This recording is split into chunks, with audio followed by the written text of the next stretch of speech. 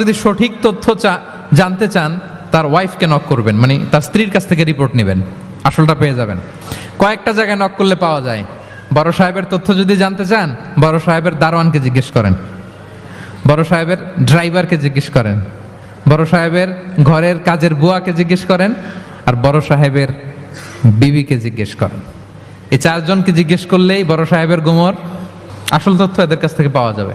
বিষ্ণু ইসা ইসলামের স্ত্রী আম্মাজান খাদিজা বলেন, বিষ্ণু ইসা ইসলামের 5টা গুণ ছিল নবী হওয়ার আগেই। এর মধ্যে একটা হচ্ছে ওয়া তাহমিলুল কাল্লা, তিনি মানুষের বোঝা বইয়ে দিতেন।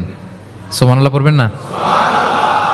একজন লাকড়ি নিয়ে যাচ্ছে, ভারী, পিঠ কুঁজো হয়ে যাচ্ছে ব্যথায়, বিশ্বনবী নিজের কাঁধে নিয়ে ওটা বহন করে দিতেন।